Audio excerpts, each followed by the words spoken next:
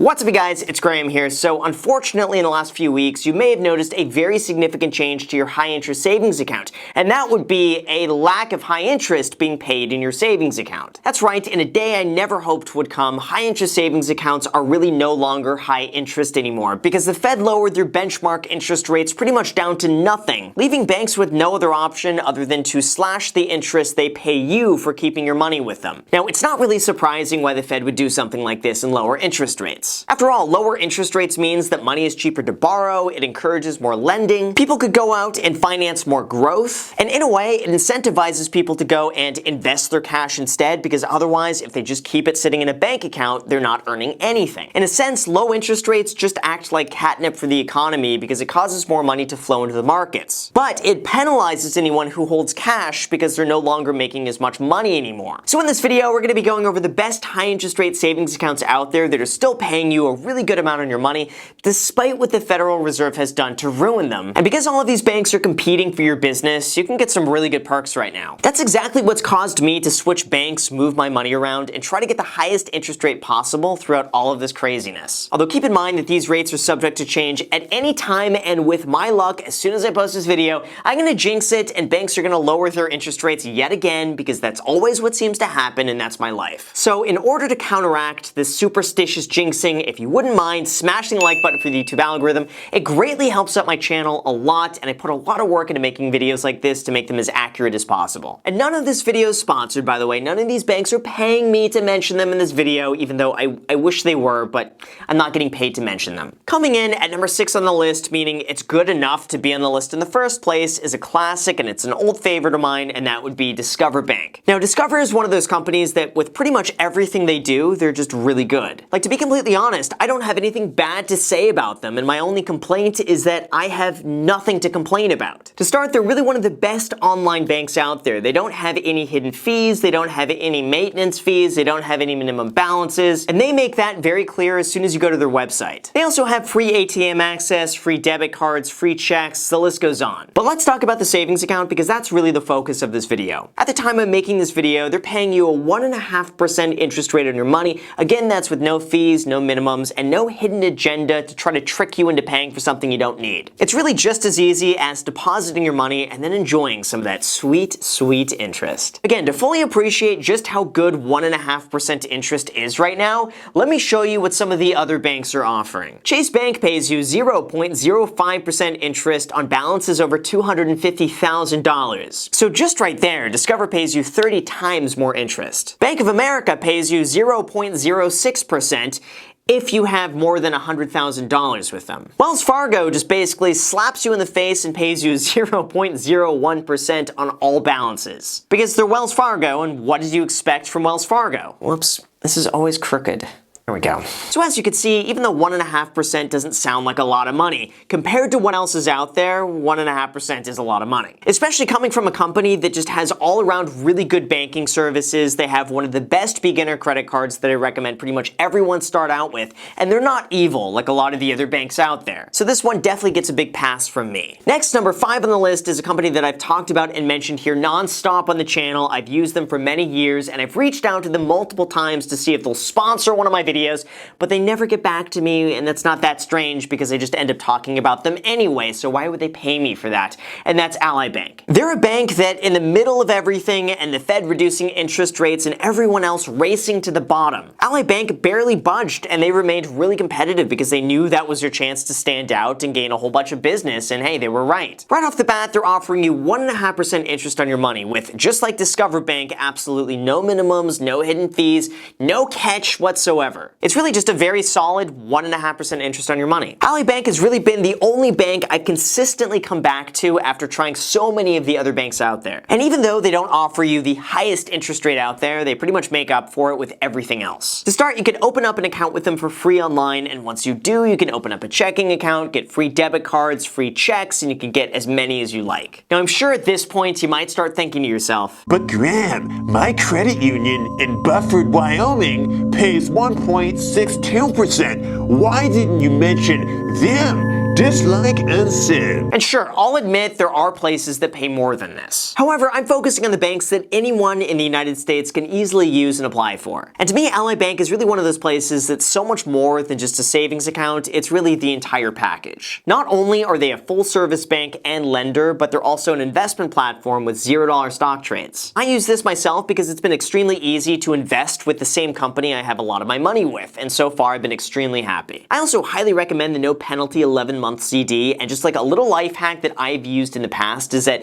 as soon as you see the Fed lowering interest rates, just go and lock up some of your money in one of these CDs. I've noticed Ally Bank is always a few days late on lowering their interest rates, so as long as you could get to it within the first 48 hours, you could usually lock in a really good interest rate before they lower it. This is what I did, and I'm now getting a 1.75% interest rate on my money, guaranteed for 11 months in $25,000 increments with no penalty for taking it out early. In addition to that, their customer service has also just been top-notch. Now, I will admit, because they've been growing in popularity, it does take you now a little bit longer to reach someone on the phone than it did like a year ago. But it's really not that big of a deal to wait like 2 minutes instead of like 30 seconds because everything else they do has been just perfect. Now, fourth on the list, let's talk about another fan favorite that everyone loves bringing up and mentioning here, and that would be Marcus by Goldman Sachs. That's right, the same company with declining profits and economic doomsday predictions is actually offering you a pretty good interest rate right now in your savings account. Now, this company is fairly similar to the previous two that I just mentioned in the sense that they don't have any minimums, no hidden fees, the usual. But this company ends up paying you a slightly higher interest rate at 1.55%. They're basically just like,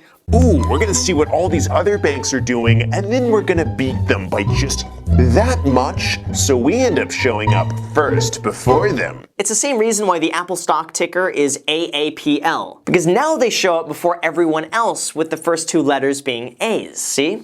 Very smart. However, the downside of this account is that at the end of the day, it's just a high-interest savings account without any access to additional banking features like a checking account. For some people, this is not going to be an issue if you're only using them for the high-interest savings account, but for other people, this could be a bit annoying. Another really lame downside of this bank is that they only have a mobile app for iPhones right now, and even within that app, they do not allow for mobile check deposit. So that just means that in order to get the money into this account, you need to set up an ACH transfer or a wire from another bank and then have to wait a day or two to get your money. Now in the big picture, it's not that big of a deal, but still, it's annoying. That's all it is. So in my opinion, even though they're a good bank and they pay you slightly higher interest, it's probably not worth the hassle just to get 0.05% more in interest. But again, to each their own, and they do end up paying you just a little bit more than the other two I mentioned. Next, we go on to our final three in terms of which savings accounts are the most profitable, and right now, that award goes to the American Express savings account. That's right, American Express is actually a company that offers a lot more than just a metal credit card with a really high annual fee.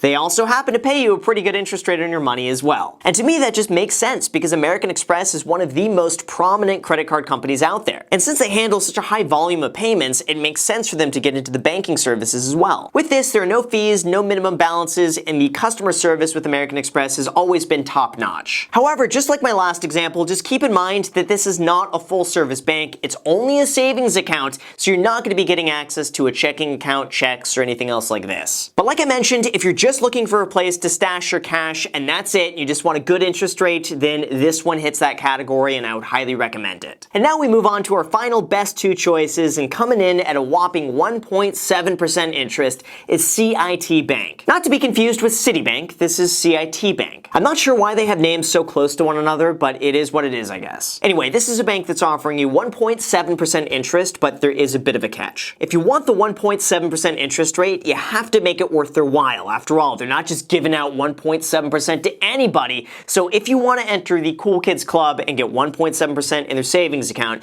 you gotta come in with a minimum of $25,000 or maintain a $100 monthly minimum deposit. But as long as you can meet one of those requirements, it's a really good bank with full access to all the banking services, including a checking account. Now, CIT Bank does offer alternatives for anyone who does not have $25,000 available to deposit. For example, they have a money market account that pays you 1.75%. It's essentially the exact same thing as a savings account, except there is no $25,000 minimum, and it pays you a little bit more money for now. The interest rate on this account could end up going down, but also so could their savings account. So it might be a good idea to just go and use this account for now and then monitor the rates, and then if one day the savings account becomes more profitable, just go and move your money over there instead. But overall, I have to say CIT Bank is really good, but if you're looking for a bank that maybe offers you just slightly more, then we have this bank here. And this is a bank that really throughout all of this has not lowered their rates. They just kept them the exact same, and maybe they just forgot about it or something happened, but throughout all of this they have not budged, and it's a bank that I've been using a lot recently, and that is HSBC Bank,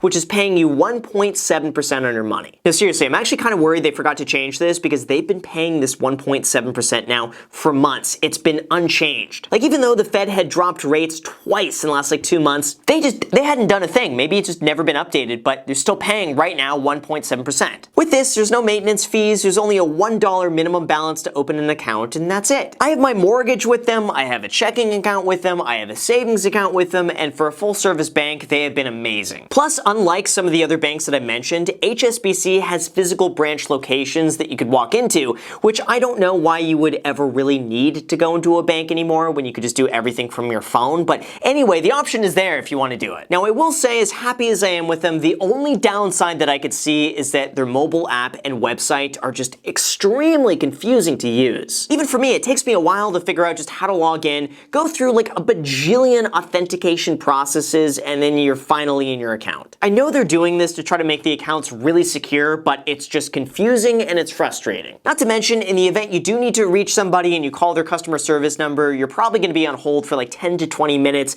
compared with, let's say, Ally Bank, which usually just rings for like 30 seconds and then someone picks up. But as long as you don't need to call anybody and you're looking for a full service bank with really high interest, this is a place that I really like. So there you have it. Those are the best savings accounts currently available right now with the highest payouts, despite the Fed lowering its interest rates down to pretty much nothing. Do remember though that these interest rates are subject to change at any time, and that means I probably just jinxed it by talking about it. But assuming I didn't just ruin it right now, feel free to use these banks and collect some of that really sweet, sweet interest. And obviously, using these banks is not going to be considered an investment. But a high interest rate savings account is important to make money while you go and save up for something else, keep your emergency fund, or just stash some cash away until you go and buy Carnival Cruise stock with it. So don't go and get angry with me that these accounts are paying 1.5% while you just made 20% on Amazon in the last month. That's not how this works, and that should not need explaining. So with that said, you guys, thank you so much for watching. I really appreciate it. As always, if you have not already destroyed the like button, make sure to destroy the like button, subscribe button, notification bell. Feel free to add me on Instagram. I post here pretty much daily, so if you want to be a part of it there,